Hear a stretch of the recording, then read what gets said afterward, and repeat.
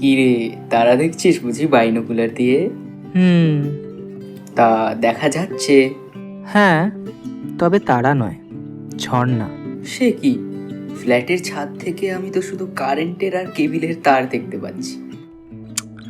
আরে তারার বোনের নাম ঝর্ণা। এই, তারারা শুনলাম কলকাতায় চলে যাবে। ওর বাবা নাকি ফ্ল্যাট কিনেছে। যা চলে, তো এখানে কি আস্তাবলে রয়েছে নাকি? ফ্ল্যাটেই তো রয়েছে। না, কিন্তু এই ফ্ল্যাটটা তো বেচে দিয়েছে ওরা। তারার ভাইটা হোস্টেলে থাকতে পারছে না, তাই ওর বাবা সপরিবারে তাই স্কুলের কাছাকাছি থাকার জন্য চলে যাবে শুনলাম। আর তারার স্কুলের কি হবে? আরে, ওর বাপ কি সব আমার সাথে আলোচনা করে সিদ্ধান্ত নেয় নাকি? এই ভাই, তারা নেমেছে। এমন ভাব করছিস যেন তারা তোর বাড়ির ছাদে নেমেছে। মুখ ঘুরিয়ে বিড়ি টানতে টানতে বলে ছেলেটি। একটা কম বয়সী মেয়ে ফ্ল্যাটের গ্যারেজের সামনে দুটো ফ্ল্যাটের মাঝখানে ছোট্ট রাস্তাটায় নেমে আসে। রাতে খাওয়ার পর তারা আর ওর বোন ঝর্ণা হাঁটতে বেরোয় ফ্ল্যাটের সামনের ওই সামান্য খোলা জায়গাটুকুতে। দুজনেরই পিঠে কোমর পর্যন্ত ঢলা চুল। প্রতিদিন রাতে হাঁটতে হাঁটতে তারা খোপার ক্লিপটা খুলে ফেলে এক সময়। তখন বাঁধ দিয়ে আটকে রাখা নদীর মতো হঠাৎ ছাড়া পেয়ে ওর কোমর পর্যন্ত চুল নেমে আসে। হাওয়ায় মাঝে মাঝে লম্বা চুলে সামান্য দোল খায়।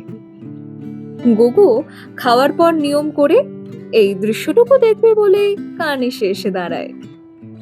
ওর ইচ্ছে হয় পেছন থেকে গিয়ে জড়িয়ে ধরে তারা নরম চুলে মাথা গুঁজে পড়ে থাকতে কয়েক মিলোনিয়াম ধরে।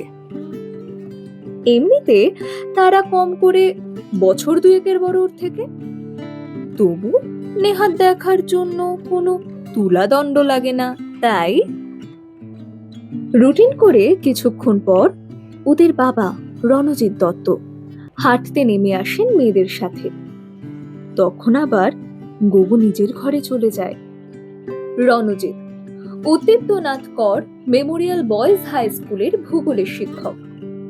নিযুক্ত হয়ে আছেন বছর 5 আগে।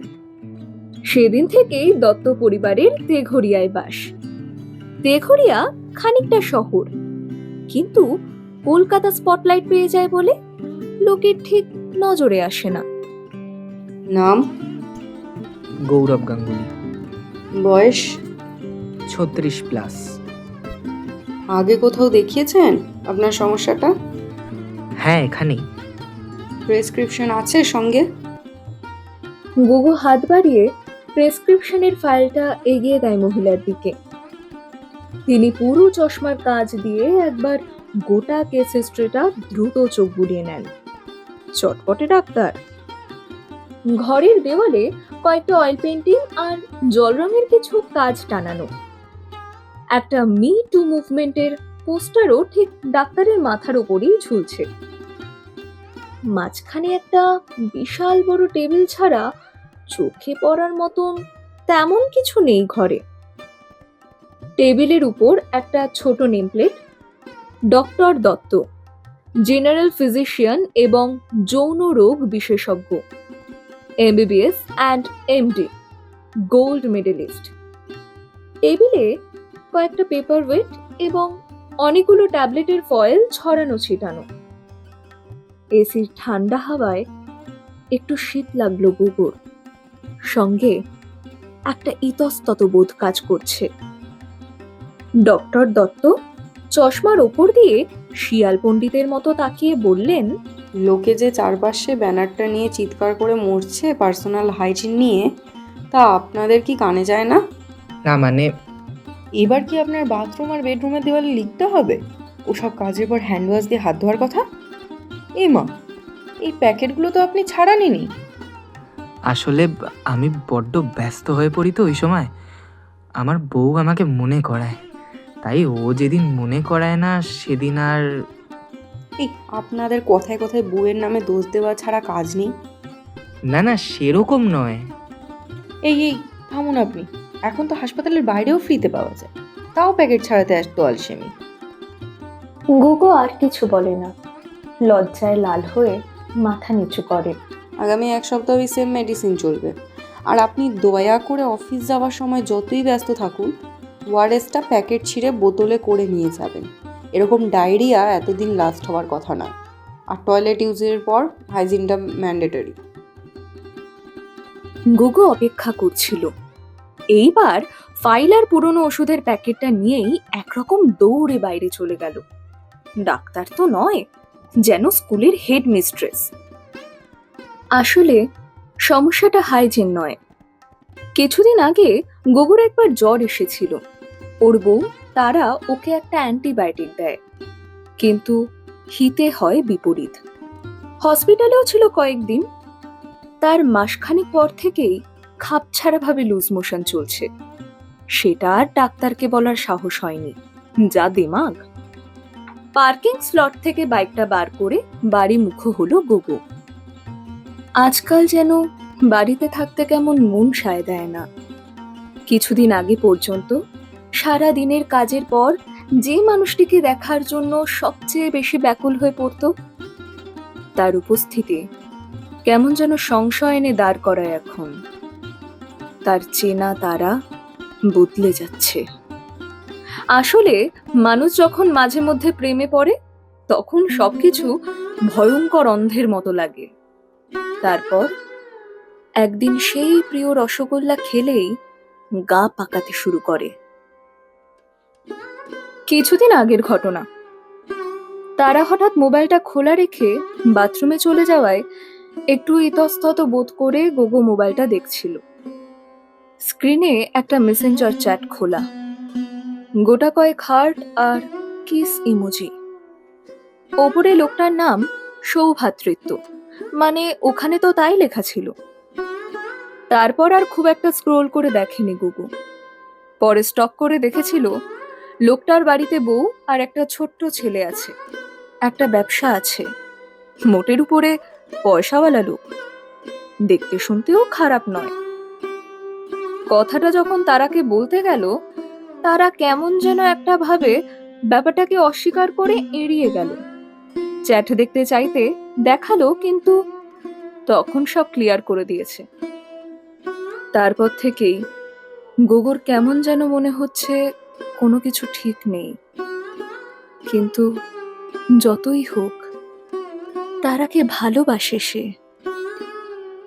অ্যান্টিবায়োটিকের ঘটনার পর থেকে একটা চাপা সন্দেহ কাজ করছে মনে। এই ঘটনার পরে কয়েকবার ও হাতে চুলও পেয়েছে। এরকম আগে হতো না। আর অত বড় চুল তারা ছাড়া আর কারোর হতেই পারে না। তবে কি তারা ওকে কোনোভাবে সরিয়ে দিতে চায়? আজকে অনেক দিন পর ডায়েরি লিখতে বসেছি। মনটা এমন ভীষণ ভার হয়ে আছে যে একটু হালকা হতে না পারলে বোধহয় আর বাঁচবো না। মাঝে মাঝে আমার মনে হয় গুগুর সঙ্গে আমার বিয়েটা না হলেই ভালো হতো। সেদিন যদি বাবা সত্যি ওই ফ্ল্যাটটা বেঁচে দিয়ে কলকাতায় চলে আসতো, তাহলে হয়তো আমাদের সম্পর্কটা হতো না, জীবনটাও খানিক সুন্দর হতো। ও কেমন যেন বদলে যাচ্ছে। আমায় ভালোবাসে না তা কিন্তু নয়, কিন্তু আমাদের সম্পর্কটা বিশ্বাসের অভাবে কেমন একটা যান্ত্রিক হয়ে গেছে। আমি জানি না কেন আমায় বিন্দু মাত্র বিশ্বাস করে না আর, এবং সম্ভবত ধারণা পুরো ব্যাপারটাই ওর মনের। আসলে আমাদের অনেক চেষ্টার পরেও আমাদের কোনো সন্তান হয়নি। পরে অনেক হাঙ্গামা করে বোঝা যায় অক্ষমতা গুগু। তারপর থেকে ও কেমন একটা যেন ইনসিকিউরিটিতে ভুগছে। একদিন তো সৌভাতৃত্বতার সাথে আমার কথাবার্তার উপর স্পাইকিং করে সাংঘাতিক অশান্তি করল। আগে কিন্তু এরকম ছিল না। সৌভাতৃত্বদা আমার কলেজের সময়কার সিনিয়র। সৌভাতৃত্বদা কথায় কথায় ওর ছেলের ছবি দিলেই আমি কিছু রিয়াকশন দিয়েছিলাম ইমোজিতে। সেগুলোই সম্ভবত ও দেখেছিল। তার অনেক পরে যখন ওর ভেতরে সন্দেহটাকে জানায়, ততদিনে সে কথোপকথন আমি ডিলিট করে দিয়েছি। অশান্তি এমন জায়গায় যায় যে ও আমার গায়ে হাত তোলে পর্যন্ত, যেটা আমরা দুজনেই হয়তো কখনো দুঃস্বপ্নেও ভাবতে পারিনি। তারপর জানি না কিভাবে ভুল করে আমি ওকে কয়েকটা ভুল অ্যান্টিবায়োটিক দিয়ে ফেলি। তারপর থেকে বোধহয় ওর মনে সন্দেহ হয়েছে যে আমি ওকে পথের কাঁটা ভেবে সরিয়ে দিতে চাইছি। সে কথা অবশ্য সামনাসামনি আমায় বলেনি, রাগের মাথায়ও নয়, তবে এখন ও রান্নার জন্য আলাদা লোক রেখেছে। আমার হাতে রান্না খেয়ে খেয়ে নাকি আর ভালো লাগছে না, কিন্তু আমি জানি সেসব অজুহাত। আমার কোমরের তলা পর্যন্ত চুল ছিল, এমনকি বিয়ের বছর 5 পর পর্যন্ত ও আমাকে চুল কাটতে দিতে রাজি হতো না। মাথা মুখ গুজে কত ঘন্টার পর ঘন্টা বসে থেকেছে গঙ্গার পাড়ে। আজকাল আর সেই চুলও সহ্য করতে পারে না। ওর জন্য আমি অনেকটা চুল কেটেও ফেলেছি, প্রায় 2 ইঞ্চি। আমি জানি না এটা কি হচ্ছে। আমার খুব সম্ভবত ধারণা ওর ইনফার্টিলিটির খবরটা আসার পর ইনসিকিউরিটি থেকে কিছু একটা মানসিক সমস্যায় ভুগছে ও। আমি কালকেই একজন সাইকিয়াট্রিস্টের কাছে অ্যাপয়েন্টমেন্ট নিয়েছিলাম। তিনি বললেন সিজোফ্রেনিয়া বলে নাকি একটা রোগ আছে। অনেক সময় নানা কারণে কাছের মানুষেরই সন্দেহ হতে থাকে। ওর ইনফার্টিলিটি আর সৌভাতৃত্বার চ্যাট সম্পর্কিত ঘটনাটা হওয়ার পর ওর ব্যবহারগুলো বললাম ডাক্তারকে। তারপর ডাক্তার সম্ভব ব্যাপারটা এভাবে সাজিয়ে বললেন, তাই সে সবটাই ডায়েরিতে লিখে রাখলাম। আমি খেয়াল করে দেখেছি গোবর কাছে গেলেই আজকাল কেমন একটা অদ্ভুত আচরণ করে, ছলে বলে আমায় দূরে পাঠিয়ে দেয়। আমি এখন চেষ্টায় আছি ওকে যা হোক করে রাজি করিয়ে যদি থেরাপিস্টের কাছে নিয়ে যাওয়া যায়। উনি একবার ভীষণ আর্জেন্টলি ওর সাথে দেখা করতে চান। এইরকমও নাকি দেখা গেছে অনেক সময় ভিকটিম আত্মঘাতীও হয়ে পড়ে। ভেজা তোয়ালেটা বিছানা থেকে তুলে তারা বলল, শোনো না, আজ তো আমাদের বিয়ের 10 বছর হয়ে গেল। গুগু আয়নার সামনে দাঁড়িয়ে চুল আঁচড়াচ্ছিল, হাসলো একটু।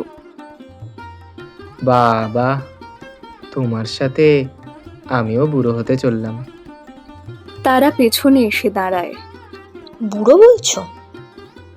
আয়নার দিকে তাকিয়ে দেখো তো, চোখ দুটো তোমার এখনো আগের মতোই চোর চোর। মুখ টিপে হাসে তারা। গুগু ঘুরে দাঁড়ায়। চোর নয়, বন্দী তোমার চোখের তারায়।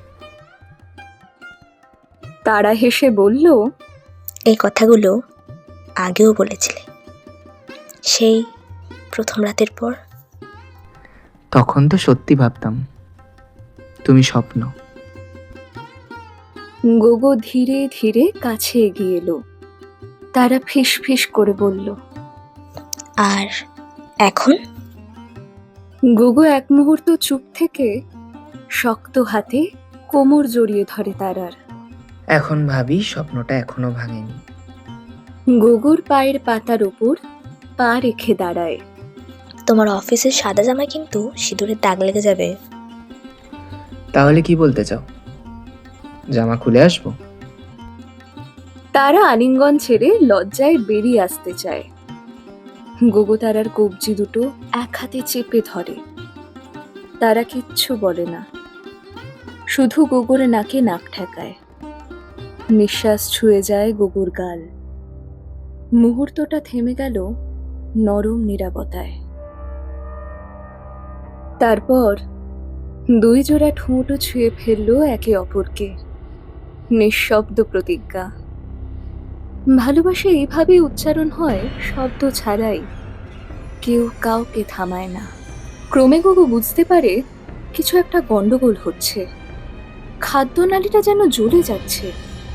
তারাকে ঠেলে সরিয়ে পেছনে চলে আসে সে। তীব্র জ্বালায় মনে হচ্ছে পেটটা এখন ফেটে যাবে। মাথাটা কেমন যেন কাজ করছে না। ওর ঠোঁটের কোণে সামান্য গেজা এসছে, পা দুটো যেন টলছে ঈষৎ। তারা তোর এমন মৃত্যু দেখতে চেয়েছিলাম। সৌভাতৃত্ব আমার ছিল, তুই মাঝখানে ঢুকেছিলি বারবার। তোর জন্য আমার একটা পরিবারও হলো না। সৌভাতৃত্ব আমার জন্য সব ছেড়ে দেবে বলেছে। কিন্তু তুমি বেশি প্রশ্ন নয়, মরার আগে জল খেতে যাস তো বল। হসপিটালে নিয়ে চলো। কুকড়ে যায় গুগুর মুখ। বিশেষ কোনো লাভ নেই, তোমায় মরতেই হবে গৌরব গাঙ্গুলি। আর কোনো উপায় নেই। ঠোঁটের বাইরের দিকে লিপস্টিকে বিষ ছিল। পুলিশ তোমায়? আমি আমার ডায়েরিতে সুন্দর করে তোমার আত্মহত্যা সাজিয়ে রেখেছি, সেটা নিয়ে তোমায় না ভাবলেও চলবে। তীক্ষ্ণ হাসি হাসে তারা। দেয়ালে পিঠ দিয়ে দাঁড়িয়ে জোরে জোরে দম নেওয়ার চেষ্টা করে গুগু। জল জল। এই একটু দাঁড়াও, আমি বাথরুম থেকে ঠোঁটটা ধুয়ে আসি, তারপর দিচ্ছি। চোখের সামনেটা অন্ধকার হয়ে আসে গুগুর। শরীরটা নীলচে হয়ে আসছে ক্রমাগত। শেষবারের মতো দেখতে পায় তারা খোপা থেকে ক্লিপটা সরালো। মাথা দিয়ে ঢল নামলো এক কোমর চুল। যৌবনের প্রথম যে দৃশ্য দেখে মনে হয়েছিল এর ভেতর মুখ লুকিয়ে কয়েক মিলোনিয়াম ধরে বসে থাকতে পারেও। তারা ততক্ষণে এক গ্লাসের অর্ধেকটা জল ভর্তি করে এনেছে ওর কাছে। গোগো বা হাতে গ্লাসটা নিয়ে জলটা খেয়ে নেয়, তারপর ছুঁড়ে ফেলে মেঝেতে। নীলচে হাতে কোনো রকমে তারার হাতটা ধরে শক্ত করে জোর করে কাছে টেনে আনে।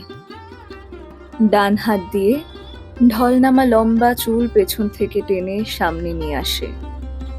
মুখ ডোবায় একবার, শ্যাম্পুর সুগন্ধ। তারা বাধা দেয় না। গোগোর পা দুটো কাঁপতে শুরু করেছে, কিছুক্ষণের মধ্যে আর দাঁড়াতে পারবে না।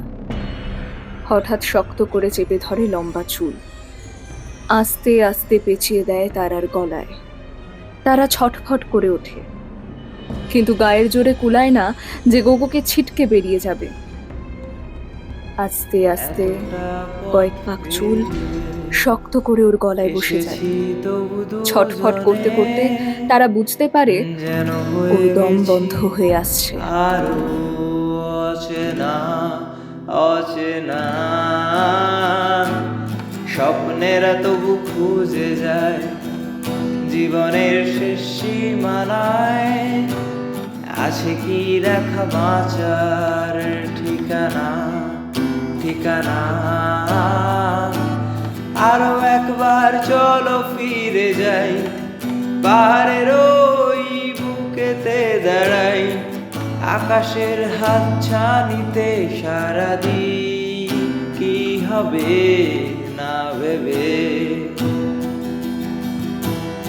আরো একবার হাতটা ছুঁয়ে দেখ, আজও আমাদের ইচ্ছেগুলো এক। আমি জানি তুই আবার হারাবি। গল্পটা পড়া শেষ করে আমার মুখের দিকে তাকালো দীপদা। দীপদা মির্চি বাংলার সানডে সাসপেন্সের ডিরেক্টর। আমি অনেক দিন থেকে নানা রেডিও স্টেশনে লেখা দিয়ে বেড়াই, হ্যাঁ, যদিও তার বেশিরভাগই রিজেক্ট হয়ে যায়। দীপদার আজকের তাকানোটা দেখে বেশ বুঝতে পারছি প্রসন্ন হয়নি। জয়ন্ত, তোকে তো প্রেমের গল্প লিখতে বলেছিলাম, তুই পাক্কা ভায়োলেন্স নিয়ে চলে এসেছিস। কই প্রেম আছে তো? বল গল্পের গরু। নাও, সেই হলো একটা। ঠিক আছে, রেখে যা, অডিও বানাবো কিনা দেখছি। সে যা পারো করো। আমার টাকাটা 200 টাকা বার করে আমার হাতে দিয়ে দিল দীপদা। আমি এখানে আসার পথে সম্পর্ণার জন্য একটা গোলাপ ফুলের দোকানে বাকি করে কিনেছিলাম। এখন ফেরার পথে টাকাটা এবার শোধ দিয়ে যাব।